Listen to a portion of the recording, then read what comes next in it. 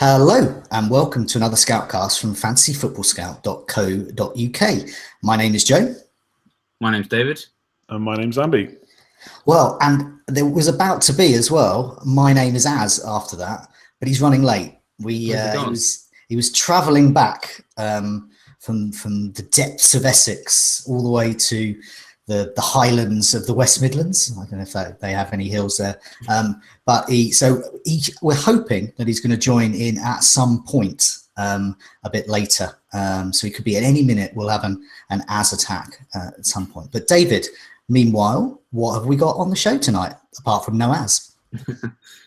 Well, not a lot really. No Az, no parties, what they say. No, I'm joking. Obviously, it's been a bit of a while since we've had any action. So if any of you possibly remember, in Gameweek 8, there's a lot going on about this guy, Harry Kane. Never heard of him. So we're going to talk about how that played out for all of us, because some very, very different stories there. And then with our community questions, we're going to be looking at one of the best but most ignored players in FPL this season.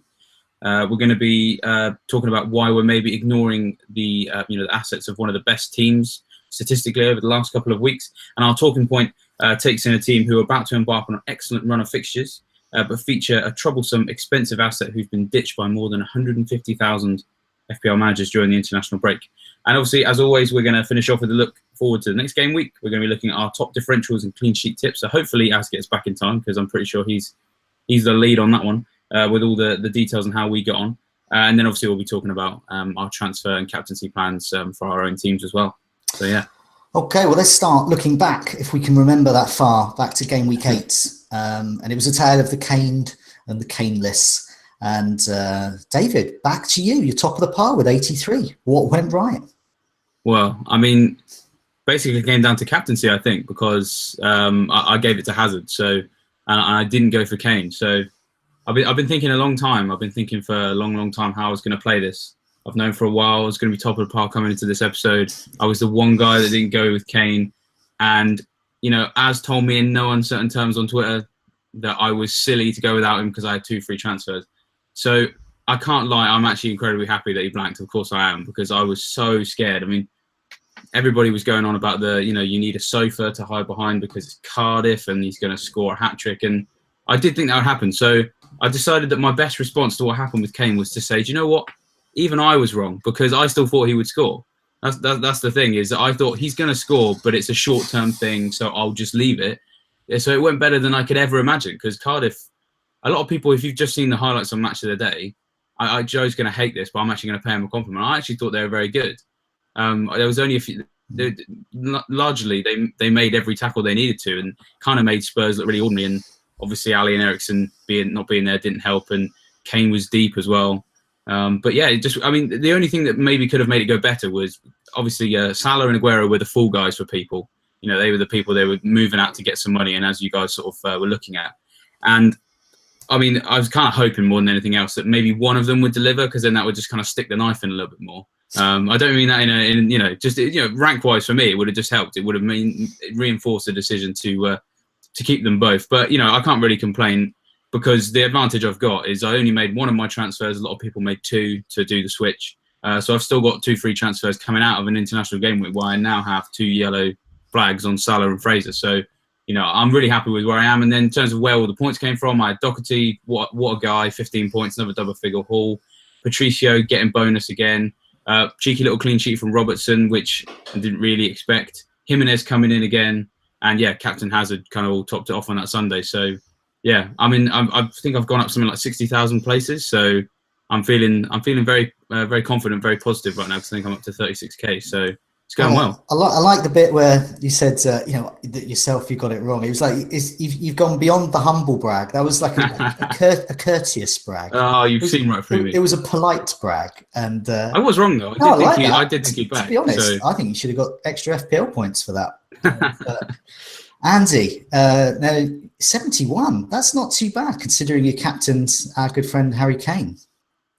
And I was completely right. I said it was dodgy to purposely look to not captain Hazard, who's man in form. And yeah, we're wrong. I mean, my Salah out Kane in plan, it basically evened out to about no gain over the thing. The problem is I captained Kane instead of Hazard. So when you factor that in, it was overall a bad move. Looked good against Huddersfield, but since then it's just gone kind of downhill. So, but yeah, 71 I think for captaining Kane is a pretty decent score. I went from 19k to 13k, so a good green arrow as well, getting close to the top 10k, and pretty much everyone delivered apart from Kane, Aguero, Maddison and Silva. I had similar defence, had a full house of clean sheets. Ryan, as soon as the fixtures turned for Brighton, straight in with a clean sheet finally. Doherty as well, like you've already mentioned, and Alonso and Trippier. Trippier has been great since I got him. Very close to 3 very good scores in a row. Still looking at getting rid of him, mind you, but he's been really good in the time I've had him. So yeah, I'm really happy with that week. Look, Kane captaincy, it went wrong. It is Cardiff at home. I'd do it every week probably if I had the chance. But he'll be gone soon anyway, so I'll say goodbye. I've got 2 free transfers. My only yellow flag is Ward for Cardiff, who's 3rd on my bench anyway. So I think I'm looking pretty good. I'm happy. Okay, well, I wish I could say my game week went as well as that. So I got 61, so not terribly behind, but I was kind of a Matt Ryan in goal behind you there. Captain Kane, I got him in. I got in Trent Alexander-Arnold as well for Robertson. I wanted to free up a bit of money. I just saw that as an opportunity. I'm probably going to regret that move more than getting Kane in, but I just think I quite like having that 1.5 or so million in the bank at some point. And so I got a small red arrow. It was a tough crowd. For 61s, it's usually quite a good score, but a little red arrow down to about 45k now. But Doherty, Trippier, Alonso, Fraser, and Hazard all got me points there. And I went for Kane. I explained it on the Breakfast Club. I just saw it as an opportunity, and I was kind of banking that Hazard would kind of maybe get a goal or an assist, but Kane would get, because of me banging on about Cardiff, would get like a brace or something like that. And I just saw that as an opportunity, but it didn't work out. Kane let me down, and Cardiff punished me. They've been listening, and they decided to finally defend just when I didn't want them to. So that's quite annoying. But I'm okay with that. But now, if Az was here, he'd be telling you that he got 60 points, so just 1 point behind me. But he didn't make any transfers. Captain Kane as well. Doherty obviously is in place there and helped him out a lot. The bad bit, listening to you two and looking at Az's team, is that you're all happy with your transfers coming into a week, game week 9. I really wish I had a couple of transfers, and I also wish I had Aguero already, but I don't. So that is the cost of that Kane move. It was a gamble, and it hasn't paid off, and it's probably going to set me a transfer or so behind the pack, the emerging template. Yeah, I don't think we're going to see too many more 1 week punts from people now. Not after Kane failed. So I mean, like David said, didn't get punished too much by Aguero and co, but it could have gone a lot worse. And I think maybe around double game weeks is a bit different, but I can't see too many more 1 week punts going on now. Yeah, it definitely could have been different. I think that's part of me why would get me anything. I just thought with Aguero's not going to get me anything, so I thought that bit was safe, but I thought the other bit was even safer with Kane. But yeah, you're right. It's one of those things. When I do these Meet the Manager videos, one of the things that emerges is the patient approach always works. Don't be too short term. I need to listen back to him, I think. But anyway, there's no rough with the smooth this week. It was too far behind, and we thought we're going on a bit too much about game week 8. And there's probably lots of... It's all about Kane, surely. And it'll all be about Kane as well. We don't want any of that business. So we want to look ahead. We want to look ahead to game week 9 and beyond. So as usual, we're going to address our community questions in the digest style of looking at the key player or players, team or teams, and a talking point as well. So Andy, first up on the player, which player are we going to be talking about? Yeah, so we're going to talk about Raheem Sterling, 11.1 million currently, 5.7% owned, basically 6 attacking returns in the last 7 games, or in 7 games total this season. He missed one of them. Loads of questions about him. Basically, the gist is that we're overlooking him, even though he's already got an incredible amount of attacking returns. He did exactly the same last year. Doesn't really look like letting up necessarily. So, Tommy G, is Sterling the most overlooked player so far this season? Kick it, Sterling is scoring well. Still not part of the template. Is now the time to be getting him in. FPL Partridge just says, is he a good option or an expensive rotation risk? And then Empty Pockets and Sid kind of bringing in another Man City player here. What effect will Kevin De Bruyne have on the rest of the Man City assets? And is he worth the outlay? So he's come down in price a bit since the start of the season. I think he's 9.7 now. So obviously Man City tend to be good assets. I have to take it, the fixtures-wise, just to bring it up now, is Burnley at home, looking a good one, but then it's Spurs away, Southampton at home, then Man United at home. So looking a bit mixed. So we'll start with Joe. What do you think? Okay, well, I had a look. A good way of looking at Sterling is obviously he's gone up in price. So he's 2.5 or so million more than he was last season, for a lot of last season anyway. So I've compared how he's performing to is he worth that money? Basically, yes, that's the short version. Here's the really long version with some stats. Successful dribbles are up this season. Take-ons are up. He's involved in more goals. His baseline bonus is up. He's getting 10.3 a match this season, just 6.4 last season. That is because his pass completion is up. He's also getting those bonus points for recovering the ball more. His crossing is up. In fact, he's making more than double the number of crosses and creating more chances. He's taking more corners too, 1.3 on average. So he's taking a corner a game or so, compared to pretty much none. So 0.2 a game last season. Penalty area touches are up too. Shots on target are up. The big chances are down at the moment, and shots in the box down as well a little bit. So in short, he's become a better all-round attacking midfielder with more assist potential and still a very strong goal threat. He's basically upped his game as a creator. 18 goals last season, and that's a goal every 144 minutes. 4 goals this season, that's a goal every 148 minutes. So he's matching last season's goal output more or less. 11 assists last season, that was one every 235 minutes. Just 2 assists so far, but that's assist every 296 minutes. But all of those things I've just been reading out suggest that there's going to be more assists for him. So I had a little look at what we're comparing him to others as well. So who are you comparing him with?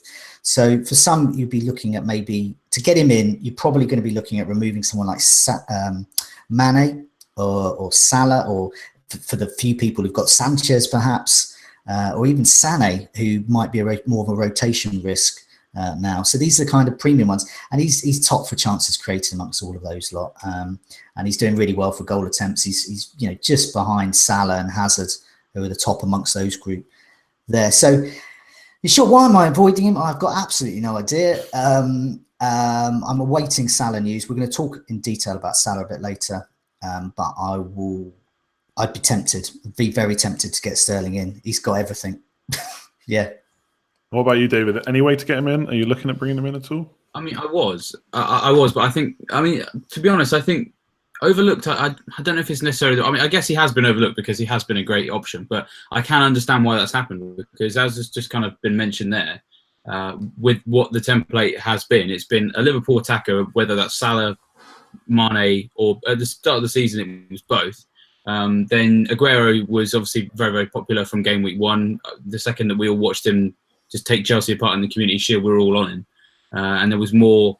Or rather less doubt over his place at the start of the season for Aguero than for Sterling, because obviously Aguero had been involved less at the World Cup. Sterling had been there right until, the final weekend. So I understand why he wasn't in at the beginning. And then as the template kind of changed and Hazard came into the conversation a little bit more, obviously every week we've got, the captaincy has been basically between Aguero, Salah and Hazard. And there just hasn't really been room in there for Sterling, because really Aguero had just kind of he'd soaked up that ownership, so people were worried about that. He was more, I think, more assured of a place than Sterling. So I totally get why he's not been looked at, but I was starting to think about him when it became clear that Aguero wasn't playing every week, because you want to still cover that City attack in any way you can. And as Sterling has kind of shown, he's very much an important player there. I was looking at him maybe about 2 weeks ago. But now that we've had the international break and, Aguero, he played 90 minutes in a Champions League match, and obviously Sterling's been heavily involved with the international break as an England fan. I'm very happy with what he's done. But Aguero again has had a rest. And of course, De Bruyne is coming back into the conversation. And if Sterling's been taking on this kind of creative role within the Man City team, is Guardiola going to say, well, if I could maybe give Sterling a rest, let De Bruyne come back in and create some chances, etc. I don't know if I want to be looking at Sterling. I totally get why, but I think it's, whilst what I've got, I'm happy with, in terms of I'm happy with Aguero, I'm happy with Hazard. like Joe's just said there, I think it all comes down to Salah, because I've held on to him for these games, and it's so frustrating that now he gets the yellow flag, and I think it looks like he'll be fine. And if that's the case, then I'm just going to stick with what I've got, because there's no, while Sterling's still going to deliver, I think I've got no complaints with what I currently have. I still back them to deliver, so it isn't really worth breaking up the trio of Aguero, Hazard and Salah to get him. Of course, if Aguero gets an injury, then yeah, I'll have a look at Sterling and maybe downgrade Aguero into another striker. But I just, with the core of that template, if Salah's fine, then I don't know, I think I leave it. Yeah, I'm kind of in a similar boat. Like, I'm just looking at my team now and thinking, how do I get Sterling in? It's basically, do I want him or Salah over the next 4 weeks? And there's no doubting that Sterling has been a great option so far, and he looks like he's going to continue. I mean, 35 attacking returns last season was ridiculous. And I think when it comes to rotation, I said at the start of the season, obviously World Cup played doubts in my mind, and obviously did miss that game at the start of the season. But behind De Bruyne, Sterling only missed one match where he wasn't injured last year. So he was pretty much nailed. Now, obviously, it's a different season now. Mendy's back. They've got Sané, who's rested. He could come in and maybe take his place if Sterling does need a rest. I think he's pretty integral to that team, so I don't see him being rested that enough to put me off buying him. The problem for me is I've got Hazard. He's going nowhere. If you could offer me a switch of Aguero to Sterling right now for free, it wouldn't affect my team or transfers. Maybe I would take that, but I'm not going to spend a transfer to do it. And I've already taken, or two, or whatever it might take, and I've already taken money out of my defence, so I only have 2 premium defenders. A lot of people are still rocking 3, so I've kind of already shaved off enough money elsewhere that I want to shave off, and I still can't fit him in. So for me, if I look at the next 4 fixtures, if Salah is fit, I will potentially captain him 2 or 3 times in the next 4 fixtures. Whether that's a good idea or not, we'll come on to soon, but I just wouldn't captain Sterling necessarily while I've got Aguero in my team. So it's just a case of not fitting him in. It's not really overlooking him. Yes, I overlooked him at the start of the season because of World Cup. Did that for more than just Sterling. I worried too much about World Cup for a lot of players. But am I overlooking him now? No. But can I fit him in? Also, no. And to be honest, De Bruyne kind of fits into the same thing. He's a little bit cheaper, but he's not cheap enough where it's really easy to get him in at 9.7 million. And he's really consistent, and he's like Sterling. He's going to play most games. So I think he's a really good asset. But I don't know, the fixtures don't scream to me jump on Man City players, especially one that's just come back from a long injury. And could easily, just the way Man City play, you'd expect them to win the next 4 games probably. Even the Spurs away and Man United at home, they're going to be in with a really good chance. So they don't necessarily need De Bruyne to win those games. So I don't see why he would just be thrown straight in 90 minutes a game if it's not needed. It could happen. I think he got flogged last season quite a lot. He looked knackered towards the end of the season. He just kept playing every single game.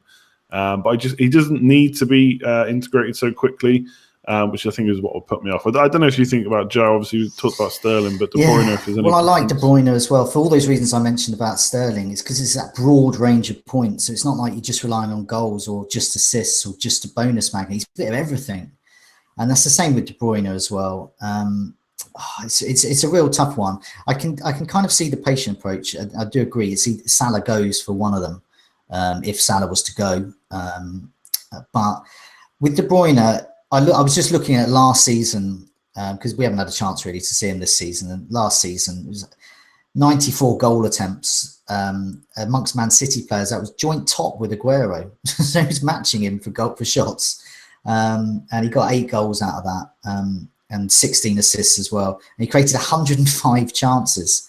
So the next nearest was David Silva with 61. So those kind of stats are just superhuman ones that you have to pay attention to. For the same reason, unfortunately, you also have to pay attention to Aguero's being top for goal attempts over the last 4. And you also have to pay attention to his 50% ownership. And I was reading today on Twitter that it's actually a bit higher because about 1 million FPL managers are no longer FPL managers. They're just completely inactive.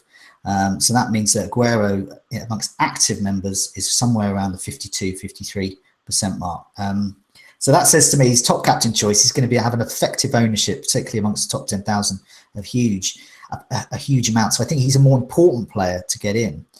But it is really frustrating.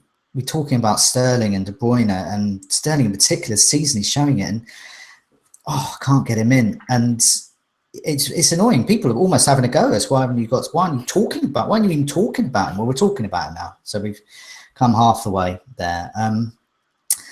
Let's move on to the team. So there's a player we've ignored, Sterling. There's a whole blooming team we've ignored as well. So Az was going to be doing this bit, but he's stuck on the M25 somewhere. So I'll do this bit. It's Arsenal. All of us, Az included, do not have an Arsenal player. And yet they've been, as David is going to tell us shortly, an amazing side over the last few game weeks. And once again, like with Sterling, I'm not quite sure why I haven't got Lacazette, why I haven't got Ramsey or Monreal or Bellerin, or why I haven't got something there to tap into the great fixtures they've had and continue to have. So here's some questions. Praz United, Arsenal scoring goals for fun, yet no love from the scouts. Rubbing it in there. Delphin safety. Lacazette has been under the radar, but now we know his potential. Yes, we do. Is he worth getting in? And Luis Lopez, is Lacazette a strong captaincy option in game week 9 when they face Leicester at home, and also for future game week? Should he be amongst them? So we're going to go to David first, and I believe Az has just joined us. Az, welcome. Az, welcome. How was your motorway? Cat dragged in. Let's not talk about it. Okay. What we're going to do, so you got time to settle in. We're just talking about Arsenal. Right. And David is about to wow us with why none of us have any Arsenal players and make us all feel really bad. So listen to him, and then we'll come to you. Well, I'll make myself feel bad at first, because I think I've said this before. I've said it on the FPL show as well. It's so frustrating. I had Lacazette for game week 1 because I saw the potential. And he was fantastic over pre-season, and he matched Aubameyang in slightly less minutes. So I thought, yeah, he's going to be the real deal this season. He's going to be the real. And then game week 3, I found out I was wrong, so I sold him.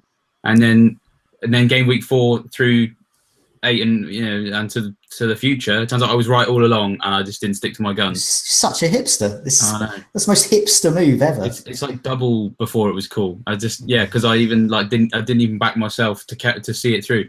To answer the question, why haven't we looked at him? I mean, he's always been on my radar, obviously, because I had him, and then the second I sold him, he blew up. So he's been staring at me, like, why'd you sell me, Dave? Since game week 3. The reason why is, again, it comes out. It's kind of like what I was saying before. It's the template. With the success of Aguero as the main premium striker, and then I think the reason that I got rid of, like I said, I think was to get Hazard possibly. So then, so Hazard's going nowhere. Salah, if he's fit, in my opinion, is kind of going nowhere. And just the way, and obviously defence, that was the other key, was there was so much money being put into defence. I had Mendy, Robertson and Alonso from game week 3. So when you've got that setup, you don't really have room for a second striker who's in that 8 to just under 10 million bracket. Your Vardys and the Lukaku's of old, and obviously now Lacazette, there just isn't really room. And as long as, the way I see it is my team's done well since I got rid of him, so I don't mind too much. It's an interesting one because we've been accused that we aren't giving him any love, but he's just one of those options that we have actually been tipping in our differentials because we're saying that he is going to do well, but it's just, it always comes with that caveat of, well, how do you get him in? And that's the problem outside of Lacazette. Ramsey, he obviously historically has been fantastic, but he was 3 or 4 weeks ago, he was the worst player for them when they were away at Newcastle, and I think some Arsenal fans booed him off when he got subbed. Ozil's had problems as well, and of course where we were all looking at was Mkhitaryan, wasn't it? And because his price was perfect. Effectively we got James Maddison now at the same kind of price as Mkhitaryan, and that's just a no-brainer. But Mkhitaryan obviously didn't keep his place. And Arsenal were kind of umming and ahhing, they weren't keeping clean sheets. So I do get why we've overlooked them, because the affordable options, in Mkhitaryan and maybe 1 or 2 of the defenders just weren't delivering, and then the ones that were delivering just didn't fit the mold. So what we're supposed to do. And actually looking forward now, I don't know if I particularly like the look of their fixtures to get another one of them in. I think Az says quite a lot. You're going to make a lot of wrong decisions maybe in an FPL season. Maybe not having Arsenal cover is one of them. But if the rest of your team is still doing fine, then do you need to panic? I don't think so, because I've not had an Arsenal player since game week 3, and I've still been getting the green arrows. So as long as the template's working, I don't think we need to be bailing on what we've got. and jump into Arsenal. In my opinion, I don't know what you guys think. Well, as I was going to say, as you're back off the motorway, so let's throw you in before we come to Andy and get you now. Yeah, you haven't got any Arsenal players. You got 2 free transfers. Have you got any plans to get any in? No, I've just got one wild-carded. Oh, you're wild-carded. Sorry. So are you tempted to get any of Arsenal players? I've got a decision to make this week because I've got Kane, who I don't want anymore. For reasons you might have discussed. I don't know if you've talked about Kane at all, but playing too cheap. Yeah, we've definitely talked about him. Yeah, don't worry. Yeah. So the obvious move for me was to go to Aguero, but actually Lacazette is on my radar. I mean, Arsenal scored 19 goals in 7 games, I think. They're still looking a bit shaky at the back, but up, attacking wise, they just look absolutely brilliant. They've got so many options up front, and it looks like Lacazette has really, he's become the kind of focal point for the whole team now. And you talk about historically, the focal point of an Arsenal team has always been, such a good source of points. So I'm pretty tempted, and his price is pretty good. Still under 10 million, saves you $1 million and a bit on Aguero. The fixtures are still relatively good. They got Leicester and then Palace and then Liverpool at home and then Wolves. So they've had this amazing run of fixtures, and they're not getting they're toughening up a little bit, but they're still not getting really bad. So yeah, I'm definitely tempted. I mean, he's the only player in the team that I'd consider. I think Aubameyang's too much money to be paying for someone shifted out wide. Who knows who's going to, Ozil, Ramsey, Mkhitaryan have all got their problems, contracts, or not fitting the system, or just being lazy in the case of Ozil. So I mean, I don't know. It's an interesting one. I think Lacazette is such a intriguing option, but I think there's now suddenly such good striker options available everywhere. It's just I can't see someone who's got kind of, I don't know, Mitrovic, Arnautovic, Aguero. I can't see any of those really going for him. Kane seems a fairly logical one, but if you haven't got Aguero, and it kind of prices me out of getting Salah as well. So yeah, I'm very tempted by Lacazette. I think he's great value, and he's really has nailed down that place now. So I think he's a great option. What about you, Andy? Once again, no Arsenal, but are you tempted? You do have. Am I right here? You've got 2 free transfers. Yeah, I've got 2 free transfers. Yeah. So you could get one in. Yeah, so I'm basically the same as Az. I'm only really looking at Lacazette. I think if I was on a wild card, I'd be a little bit tempted by Leno, set and forget, 4.8 million. Yes, I didn't actually realise they're the second highest goal scorers this year, team-wise. But 8 of those 19 goals have come against Cardiff and Fulham. So although they're scoring goals for fun, they've only scored more than 2 in 3 games, and 2 of those are Cardiff and Fulham. And I think everyone is scoring against those teams. And they're maybe a little bit fortunate to put 5 past them as well. So I'm looking at Lacazette. But so here's what happened for me is when I looked at doing this transfer, not doing it over the international break, but looking at what I could do, I was 0.1 million off getting Lacazette. So I started looking at other options. And Jamie Vardy is the one that I've been comparing him to. So if you look at their fixtures, obviously they play each other in the next game, so Lacazette's got the better fixture. But over the kind of medium term, I've looked at like the next 7 or 8 fixtures, Leicester's are better than Arsenal's. If you look at the last 6 game weeks where Jamie Vardy missed 2 of those games, Lacazette played in all 6, I think. Vardy's had 7 shots on target versus Lacazette's 8. He's had 14 shots in the box versus Lacazette's 11, so he's beaten him there. He's also having a shot in the box every 24 minutes versus Lacazette's 40. And Lacazette's fixtures are about to stiffen up. In the next 7, they got Liverpool, Spurs, and Man United. And then even the other teams, Palace away, Wolves at home, are they going to score 3 or more past those teams? I'm not quite sure Arsenal are at that level just yet. The thing that the Lacazette's really got over Vardy is his chances created, and I think we sometimes underestimate that from a striker because getting the odd assist here or there just really bumps up their scores from just the goals. But I'm actually looking at, I can afford both now, so I like that because it means I'm not making a decision just based on money. I think I'm going to go for Vardy instead of Lacazette. I just think to save a tiny bit of money, the fixtures are better, he's on penalties, he's focal point to that team. Yes, Lacazette's been doing really well, can't ignore 6 returns in 6, but Arsenal have got other players that can chip in with goals, I think, whereas Leicester may be a little bit lacking in that department, so it's going to have to go through Vardy. So, yeah, I'm looking at getting Vardy instead of Lacazette. So I'm basically looking at getting no Arsenal players. I come on to a translate. I may still go for Lacazette because it's very hard to look past the form. I think the problem is that if Leicester blanks, you kind of wouldn't be that surprised, and you've got Maddison as well, I guess. Whereas, yeah, but I do think am I right in saying that Leicester haven't not scored in a game yet this season? Like, I could have that wrong. I'm sure I read that on Twitter the other day. They've scored in every game. Now, yeah, they might only get one or two. I think Vardy's going to be involved every time. And stats-wise, he's pretty much matching him, apart from chances created, in a lot less minutes as well. So he's very involved. And I just think fixtures-wise, if you look at them, Leicester after Arsenal got West Ham, Cardiff, Burnley, Brighton, Watford, Fulham. And there's no... Like Lacazette scored, I think, all his goals against, I think, 3 teams, and 2 of them, I think, are Fulham and Cardiff, and Vardy's got those soon. I think if you look through who players have scored against this year, it's a lot of it is Brighton. I don't think so, but everyone's looking at Lacazette, so it's a slight one. So I'm going to go a little bit against the grain. Last time I went against the grain, including Vardy, I went for Mitrovic over him, and Vardy scored 12 goals in a row. So I'm a little bit worried about that, but yeah, I'm looking at Vardy. No Arsenal players. Everything you do turns to gold this season, Andy. Something to follow you. Fingers crossed. But it's gonna go peak time at some point, so might as well be now with Jamie Vardy. We'll have a party afterwards. No, listening to Andy, I was just going to say, listening to Andy, I was just really jealous of his 2 free transfers because he's got that luxury. He can. I will say this is going to cost me a hit. I'll explain at the end. Okay, but you've still got that luxury of getting in.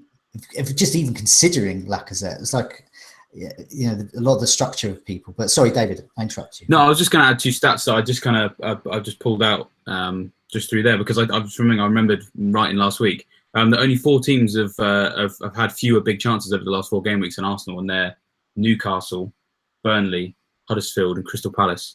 So actually, you know, they score 5 against Fulham, yeah, but I think we could score 5 against Fulham, the 4 of us. And then the other thing is that 27 more players have had more shots on target than Lacazette. So if you're looking for some, you know, people out there look like a nice stat to not go for someone and go for the patient approach, there's plenty there because, yeah. And Vardy obviously feeds very much into that. He's one of those 27, similarly priced, and in a team that's got more, you know, got better fixtures really. So, yeah.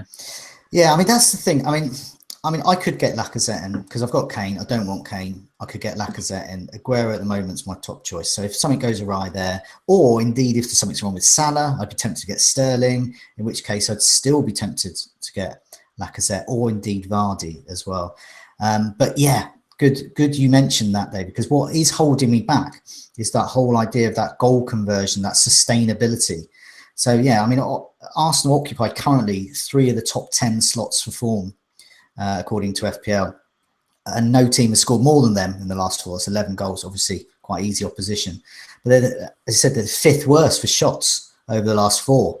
So Man City, as a comparison, have scored 10 from 83 attempts there. So, you know, that's the kind of thing you want. You want loads of shots and quite lots of goals. And Arsenal are getting loads of goals, but not that many shots. So can they sustain that? Most teams and players, Lacazette and Arsenal, most of them can't. So they're proving incredibly accurate now. But there is a team that did sustain that, and they ended up winning the Premier League, and that was Leicester. Because we kept looking at Vardy and Mahrez' stats, and we think, Mahrez, he's getting an assist every chance. And he kept doing it, and he did it for 38 game weeks. Vardy kept getting, how's he scoring from like 2 shots every match? Just kept doing it. So that's the thing. It's whether you're an optimist or a pessimist here. I'm a slight pessimist in general with FPL. So I think they're not going to sustain it. And I don't think, looking at those fixtures, I think with Liverpool and Tottenham and Manchester United all in the next 7, I think that's going to be tricky for them. I am tempted by Lacazette short term, but then I think of my Kane folly and the short termism of that, and I think that's bad. So I can see why people are going from. And I'm so you've always missed the boat with him, and then he's just going to carry on scoring. Every year you get that player. Yeah, and used to get him in, and he punishes you.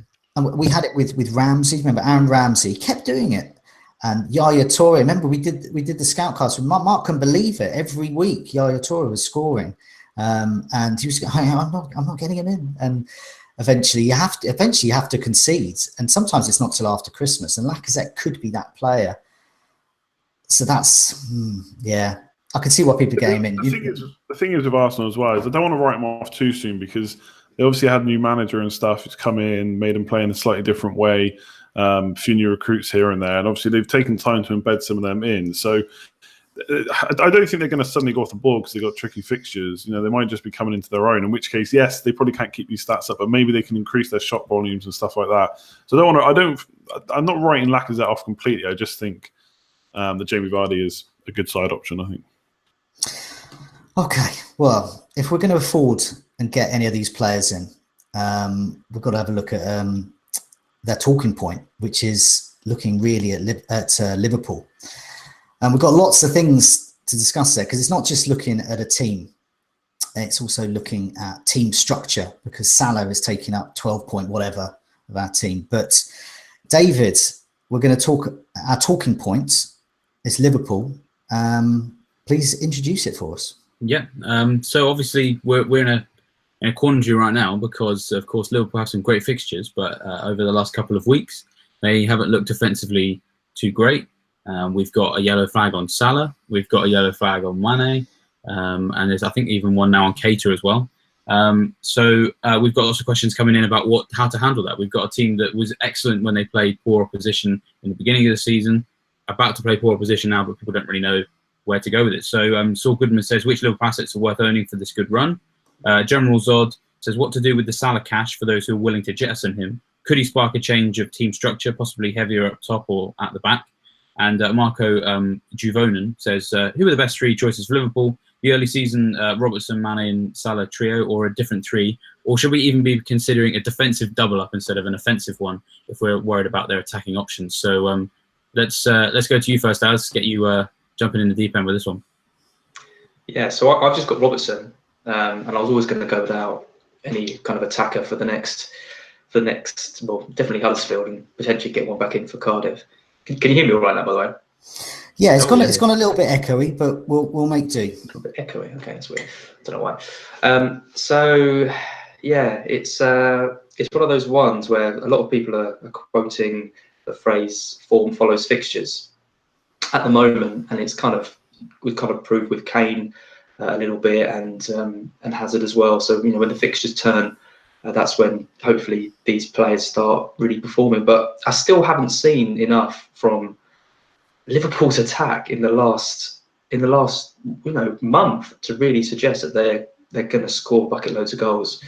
So I've got Sterling, and I'm much happier with him at home to Burnley than I would be either a fit Salah or Mane away at Huddersfield, which a few weeks ago would have been completely crazy. But I'm happy with that. And if you think you go for Sterling and you've got 1.9 million in the bank, that's enabled me to get a front three of Arnautovic, Mitrovic, and Aguero as well, and have Hazard, and have Robertson and Alonso. So I feel like my team is looking really strong without Salah.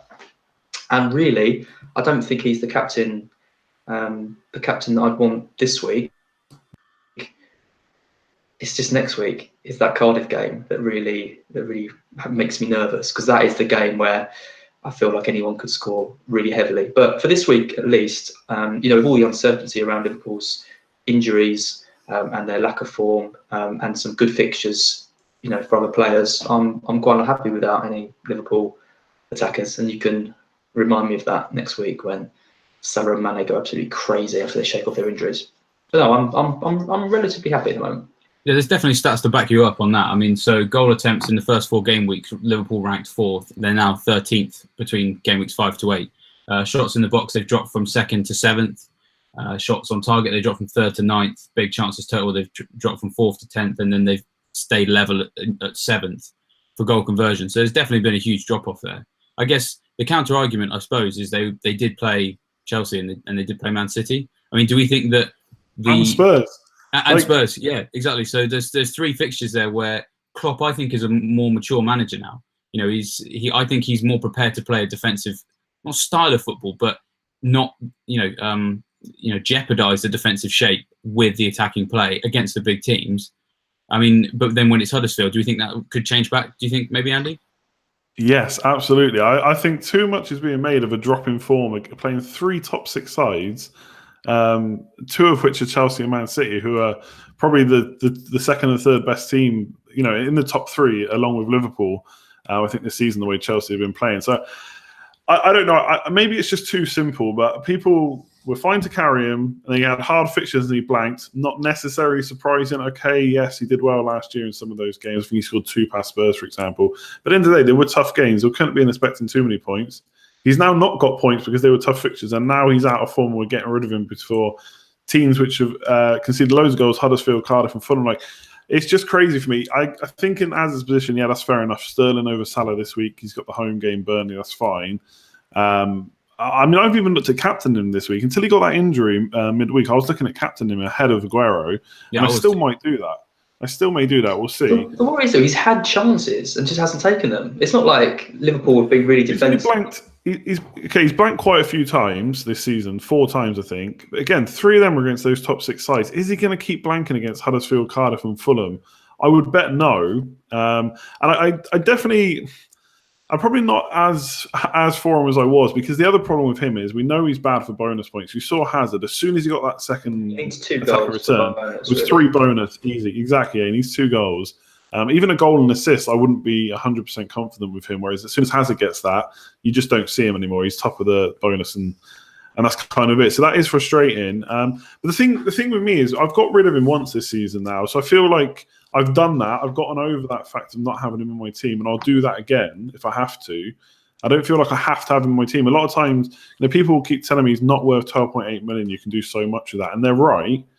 And I'll maybe do that later on when he doesn't have four fixtures, which include Cardiff, Fulham, and Huddersfield. And I just can't look past that. And the only thing which I'll say, which I said when we brought Kane in, is it does mean if I'm captaining 2 or 3 times, I'm not captaining Hazard, who is in fantastic form. And he doesn't have as good fixtures, but they're not bad in those game weeks. So I could get punished again.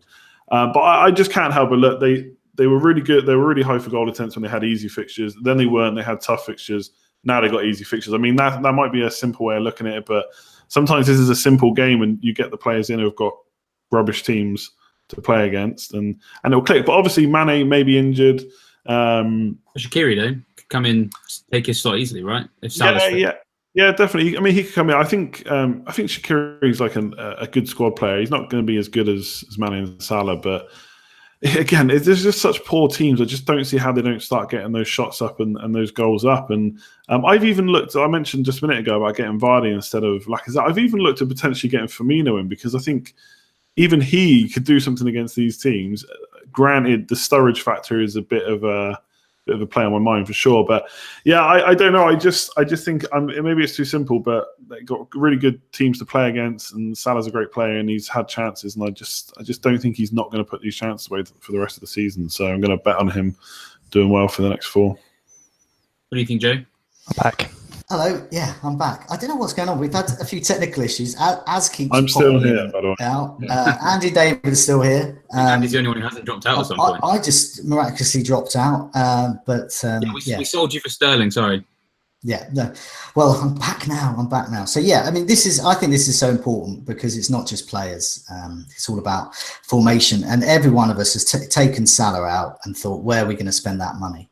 And, I really want to spend that money. But I also really want Salah because he's playing some really nice fixtures. Huddersfield, Cardiff and Fulham. That's just too enticing. I did say that about Kane, but Kane didn't have those 3, within a 4-game block as well. So for me, if Salah's fit and ready for action, I'm going to be... I'm keeping him, basically. If Salah's looking like he's out for that Huddersfield game and a bit dodgy for Cardiff, then he's gone.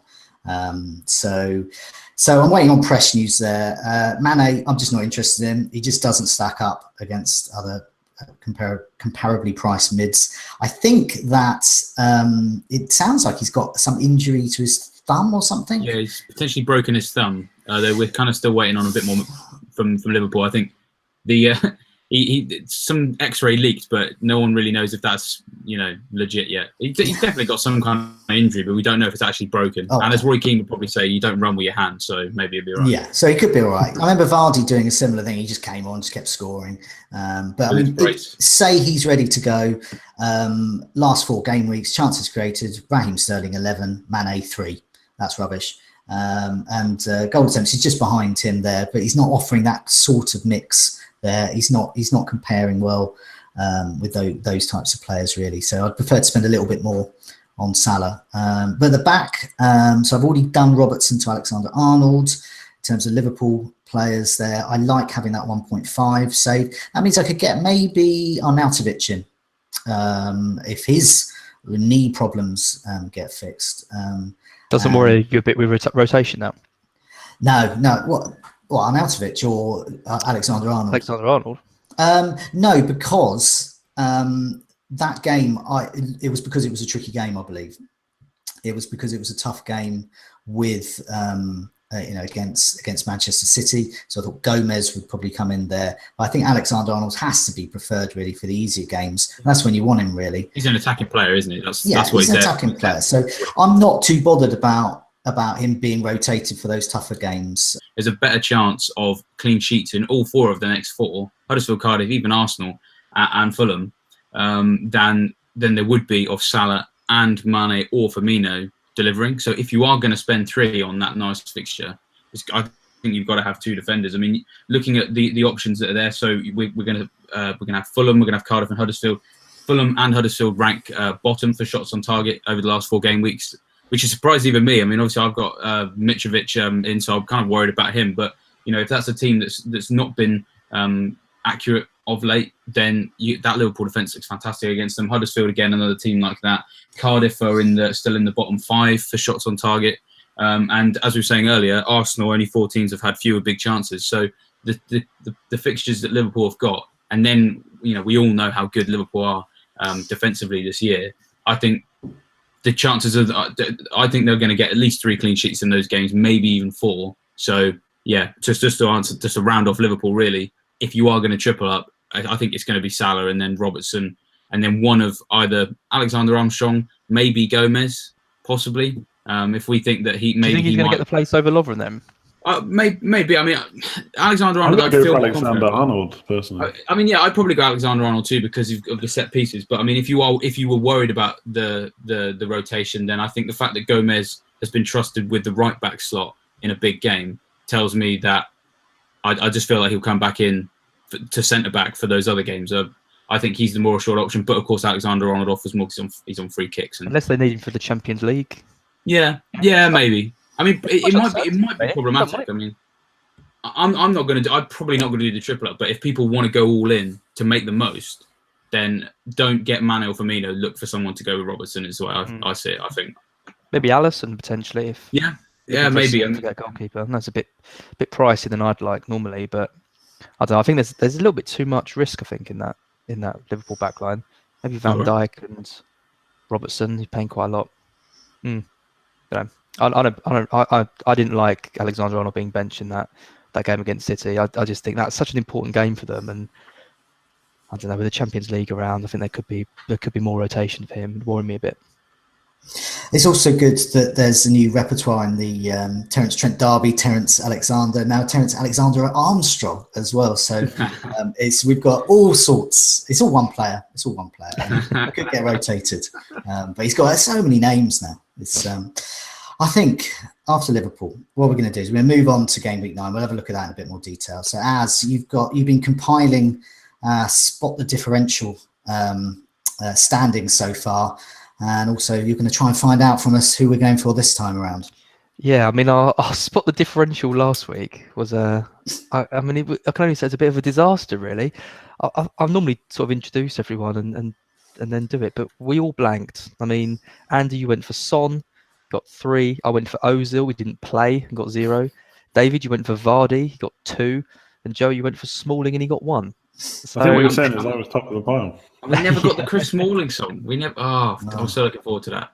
It was going to be points at both ends of the pitch, not nothing at both ends of the pitch. Yeah, it's a shame. So yeah, I think we've got to make up some ground now. So interested to know who you're all going for. So David, who have you got? This week I've gone for Felipe Anderson, which even caused a sharp intake of breath from one Joe before we came on air. But there's method behind the madness, and it's not just because my dad's a West Ham fan. It's got nothing to do with that. He's actually joint second for chances created in the last 4 game weeks. Same number as Bernardo Silva, more than your boy Sterling, and only 1 fewer than Sigurdsson. So Actually, to be honest, he's kind of been, I don't want to say passing the eye test, but he's looked better than in the last couple of weeks than he did at the start of the season. I think I remember Mark saying on a Breakfast Club we were both on, he's not an FPL option when Arnautovic is around, and then Anderson scored a few hours after that naysay from Mark. So I quite enjoyed that. So for that reason, I think this week. I think he gets back quite a bit for tackles as well. So I think I noticed in one of the games recently, he didn't get any attacking returns in the end. But if he got one, he would have been straight to the top of the bonus as well. I think he did pretty well bonus points wise. Could be wrong on that, but I remember just looking at the bottom. So I actually, until I found out you'd done that, he was going to be my differential this week. So I think that's a good one. Yeah, good one. So I'll go next. I don't know if you talked about De Bruyne at all. You might have done before I got on. Now, who's that? Yeah, I can't imagine it. But back in training, not really sure if he's going to play or not. But to me, it seems like a fairly good game to bring him in for, even if he comes off the bench. I expect City to win that really heavily. And actually, now Sterling has just crept above the 5% differential, the 5% ownership mark. He can't be classed as differential anymore. So I'm looking for a differential City player to have. And I think De Bruyne will play some minutes in that game. So I'm going to go for him. How about you, Andy? Yeah, so I'm going uber differential this time around. A player I'd not really heard of much before this season, Josh Murphy for Cardiff, mostly because they're playing Fulham and everyone can score against Fulham, even Cardiff. Second for shots inside the box in the last 2 game weeks for midfielders with 5, 4 of those on target, which I think also makes him second. And had 9 shots in total, 0.2% owned, so it couldn't be any more of a differential. Not sure I'd be going with him in my actual team necessarily, but there's a bit of a punt. And like I say, against Fulham, I wouldn't be putting any Fulham defenders in my team anytime soon. Let's put it that way. So, yeah, a bit of a differential. I know Cardiff, not exactly free-flowing scoring team, but at home to Fulham, I think that's a good fixture to get a good couple of goals in. I'm sure Joe has some thoughts on getting a Cardiff player in. Any little metaphors for Cardiff this week, Joe? It'll be fair to them. We can be sure about that. No, I'm not gonna go for a player against Cardiff. They punish me too much. So I'm gonna go for Sigurdsson. Someone had to. Yeah, I wanted to back him. He's still under 5% ownership. He's under 5% ownership, so he's another shocker there. Over the last 4 game weeks, Sigurdsson's top for chances created and second only to Aguero for shots. Slight caveat is Palace have proved a little resilient on the road, 2 clean sheets on their travels and conceding 4 goals. So only 4 teams have conceded less on the road. I still think Sigurdsson has enough in his locker as he looks for his 3rd double-digit haul in as many games. I can't believe he's still below 5%. I think we need to get a petition on change.com or whatever it's called. Get Sigurdsson above 5% so that we can make someone doesn't have to choose him every week on this. What's his actual something now? Is it? Okay. He must be. It's got to be his last week. That'll creep over easily if he gets another attacking return. Got to be his last week. Such a good goal as well. You should deserve to come into our side just for that turn. Oh, the turn, and then the fit. Oh, what a goal that was! Yeah. I think the choice now between Richarlison sort of playing up front and Sigurdsson, who now, is in this form and we know what you can do. It's quite interesting. Just drop the Walcott goal.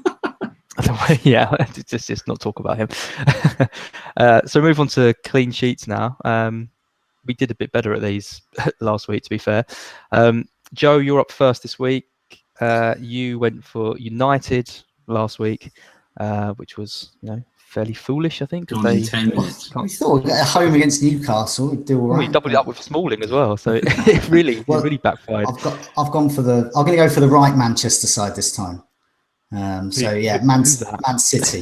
FC United of Manchester, right? FC United of Manchester. They're the best for conceding shots in the box at home, as in they've conceded the fewest. Only 11. The next best is Liverpool with 19 at home. And Burnley are the 3rd worst for goal attempts, just 73 this season. Only Brighton and Newcastle have shot less often.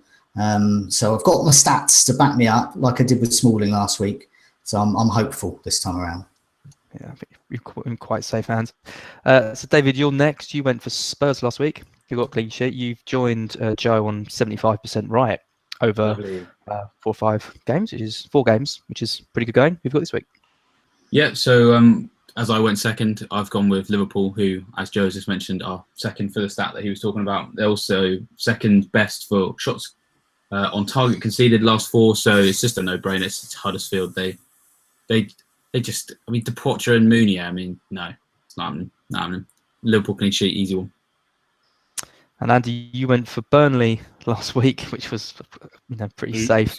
Yeah, they didn't keep a clean sheet. You're only on 25%. You only got one right out of 4 so far. So if you've gone for this week, try and bring that up a bit.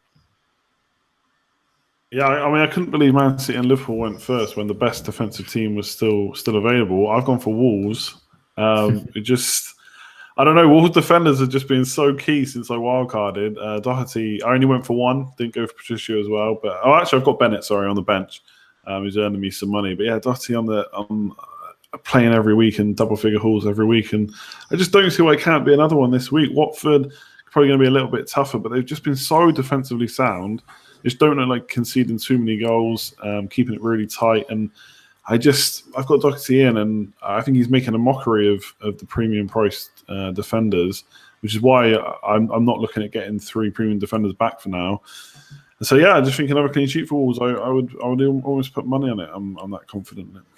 Yeah, I'm pretty hopeful as well. Not too much money though. Well. Pretty skint. Yeah, maybe some FPL money. Yeah. So I've got last pick. I got mine right last week, I believe. Yeah, I went for Wolves last week. They're just great value back. I've got 100% record somehow, so I've got 4 out of 4. It's a bit of a tough one this week. Spurs kind of seem like the kind of logical choice, but I actually think West Ham are going to cause them some problems. No Vertonghen. Sorry? There's no Vertonghen for Spurs. Yeah, So.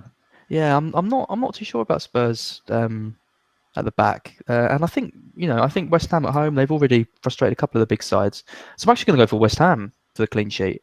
They really won't be happy after losing that game to Brighton. They would definitely have seen that as a winnable game. They had good form going into that game, and Brighton really frustrated them. So I think they're gonna play a game to really frustrate Spurs, and I think that could be a 0-0 or a 1-0 West Ham. So they're my pick. Okay, well let's move on. We're getting there eventually. Let's move on to transfers and captaincy moves. So Andy, let's go you first. Yeah, so I've got 2 free transfers. I basically put myself into a position where I kind of have to move on it this week. There's not really a one transfer move I want to make. It's got to be 2. So Salah's coming back in, unless Klopp says he's definitely not fit, but it sounds like he's going to be. I'd really like Klopp to be super positive though, just to put my nerves to rest. So yeah, Salah's coming in for David Silva, which means Kane has to go to fund it. Now the original plan when I started this Kane Salah hokey cokey was Kane to Mitrovic because he's got really nice fixtures now, although that is probably a little bit short term, maybe 4 or 5 game weeks. Obviously, people pointed out already his form is down, but again, I think they played Man City and Arsenal in the last 4. And I can't help but look, they've got really good fixtures coming up. So I could do it for free, basically. Kane to Mitrovic and David Silva to Salah would be for free. But I'm more tempted to take a hit and get one of Lacazette or Vardy in. Although I think I've checked now, and I think I've messed up, and I don't think I can afford Lacazette. So it's going to have to be Vardy. So Kane to Vardy, David Silva to Salah, and Trippier to Trent Alexander-Arnold for a -4. I don't necessarily need to do that Liverpool defensive transfer. It's only to fund it. If I do the Mitrovic remove, I could just get Robertson for free next week. But I think I'm going to take the hit and just get Vardy in. Like I said, long term, next 7 or 8 game weeks, got good fixtures. He's going to be consistent penalties, focal point of that attack, and just kind of want to get ahead of the curve. Everyone's looking at Lacazette. I'm kind of betting a little bit that Vardy's going to do better than the man that's got 6 returns in 6, which I know, now saying it out loud, I don't like the sound of it as much, but I'm pretty sure that's where I'm going to go. Okay, and captaincy there, just to confirm. Yeah, I think the injury and the stuff around Salah is probably going to put me off. It's going to be Aguero against Burnley. It's the only other. I mean, I think people looking at Hazard set and forget. I don't think that's the worst choice this week against Man United, but I'll be going Aguero for sure. Okay, and how about you, Az? I just can't believe the excitement of Andy's transfers every week. It's crazy. Exciting. I know. 4-point hits and 3 transfers and Vardy coming in. I can't cope. Plus, we should say, sorry, I know Vardy's got Arsenal away, but Vardy is the top 6 killer. So I actually not, out of all the fixtures, this one might be the best one out of the next 7. So I'm happy with that. Yeah. No, I like it. I'm boring. I'm just going to be boring. I'm just going to do Kane to Aguero, I think, this week. It's what I always plan to do, because then that gives me enough money next week to potentially do Sterling to Salah for that Cardiff game. So I think stick with the plan. Nothing's really changed my mind this week that makes me think I need Salah or Mane in early for that Huddersfield game. So it's probably going to be Aguero. I'm a little bit tempted by Lacazette, but I think I'll stick with Aguero just because it's Aguero and it's Burnley, and I'm just sure they're going to win that game really, really comfortably. And he will, even if he gets 60 minutes, which he probably will, I think he can just do so much damage in that match. Definitely your captain then. I'm between Sterling and Aguero because I like the fact Sterling's probably going to play the 90 minutes, and I think either of those players could run absolutely wild against Burnley. I'm swaying towards Sterling at the moment, especially after his 2 goals for England. It's just confidence-wise looks great, and the fact he's such a differential as well. Still only just over 5% ownership. So yeah, thinking probably Sterling, but I might be boring and go for Aguero. But I think Sterling. Okay, and how about you, David? Yeah, so I mean, for me, I think it comes down to flags, as I was saying earlier. So I've got the flag on Salah, I've got the flag on Fraser. I want some more news on that. I think I'm expecting it to be largely positive. That's kind of the vibe that we're generally getting from the people in the know, in inverted commas. Fraser, when he was a doubt last time, get rid of him. 18 points. So I'm very conscious that could happen again. So I mean, I'd like to keep on him because he's at home against Southampton. Bournemouth, I think the only team to score more at home this season than them is Man City, and Southampton are just rubbish. So I would expect him to be involved there. We've obviously discussed what I think about Salah. He stays if he's fit. So hopefully they'll be fine. Outside of that, I mean, again, I'm actually quite happy with what I've got. I mean, we've looked recently at the fact that Alonso's attacking numbers are down a little bit. Is he really worth 7 million anymore? I don't think so. But because I like the look of the next couple of fixtures, I've got no real reason to move him on now. So I might tempt everybody to get too excited again when I say I might finally do Hennessy to Fabianski. We'll see. Because there's not a lot I really want to change, and I'm really liking the position I'm in. I got 2 free transfers. I'm fairly happy with the 11 that I've got out. Yedlin might get a nice little appearance if I'm going to know about a few of my other options. So yeah, got to wait on some press news. Maybe might do Hennessy to Fabianski. We'll see. I know that everybody wants that. After I said that on the last episode, everybody on Twitter was like, "Well, are you going to do it? Come on." So yeah, maybe this week I might. It's the move they've all been crying out for outside your house with their pitchforks and their torches. I mean, you must do it.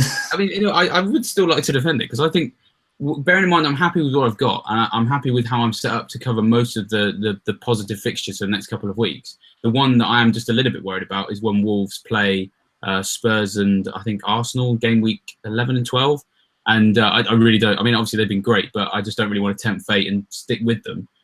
West Ham have 2 very nice fixtures that slot very nicely into that. So but I think the thing I just looked at that as well actually. But Wolves then after those 2 have really nice fixtures again, or at least fixtures. It would literally just be Doherty. He's better than Alonso these days. I just think he's set and forget now. Playing. I mean, Doherty, no problem. It's more just Patricio because I think past the clean sheet, I don't know what else he can't really offer much else, and it would just be a case that I could rotate Patricio out for 2 weeks and then stick him back in again.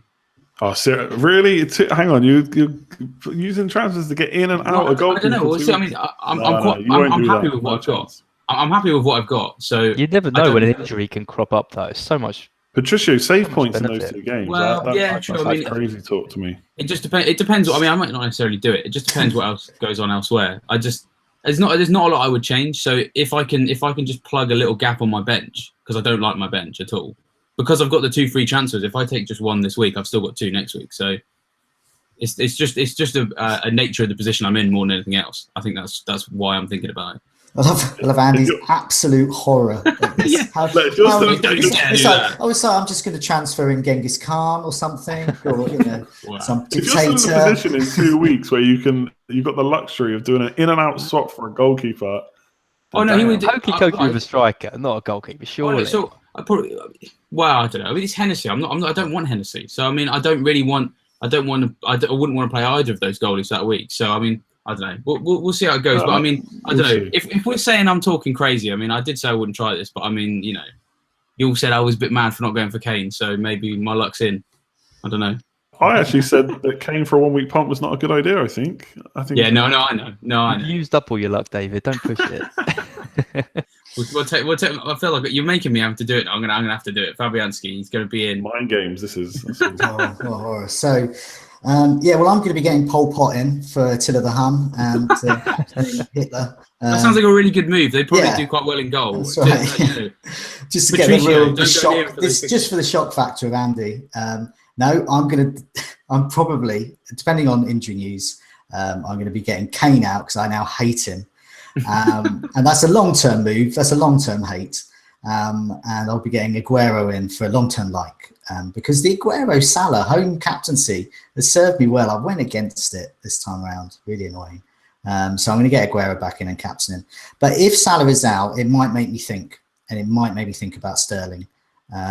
Currently, this is my biggest problem this week. Isn't who to captain or who to get in. It's who do I bench? I've got a hit list, and it's not even a hit list. I want to play them all. Do I bench Danny Ings, Maddison, or Alonso, or Doherty, or Alexander-Arnold, or Trippier? It goes on. Currently, I've kind of got Maddison on my bench, and I just know he's going to get a couple of assists against Arsenal. On my bench as well. But then if I don't bench him, I have to bench Danny Ings, who looked like he could have scored against Chelsea, and he's up against Bournemouth, who are pretty flaky at the back. How have you still got Danny Ings? Oh, I love Danny Ings. You've got to have a bit of Danny Ings in your side. Alonso. I mean, do I bench Alonso? No way, because the he's against the mighty Man United. Sure, he's no clean sheet there. You just know he doesn't attack anymore. He doesn't shoot. Mourinho is going to have all 11 players surrounding Hazard, like in a formation, like a pincer movement with spears, leaving Alonso free to score. And obviously there'll be no shots on goal for Manchester United. But I don't know. Yeah, I wouldn't want to have your team right now. It's a real quandary. You did that poll on Twitter, and I didn't really know who to vote for, and I think I voted for Ings. But then, obviously, you then talked about the numbers of Bournemouth defensively and the chance for Ings, and I wouldn't be comfortable benching Ings on this game. Well, I don't envy you. And I hate going into a Monday night game without a player playing. And I know you shouldn't put the days, but it's all about fun. Enjoyment this game, and Arsenal against Leicester without a single player, and I'll probably be watching it live as well, not at the ground but around a friend's house, and so it would just be very frustrating. So I don't know what to do, but meanwhile it's time to say goodbye. It feels like we've been doing this for about 4 years, this Scoutcast, with the technical difficulties. And just think of Az's evening as well. Like, he started at what? It's 6:30. He left Brentwood, and it's like nearly 11 o'clock, and he's still slogging it out now on the Scoutcast. He's got a cold as well. He's come on in. I'm not saying that it's your fault, Az, but the internet problems did start when you appeared. He's a virus. But I'm not saying it. So hopefully tomorrow I shall spend some time seamlessly trying to edit all of this together, and no one will ever know that it was, in fact, a calamitous live Scoutcast. But for now, goodbye from me. Goodbye from me. Good night. Good night. Good night, all.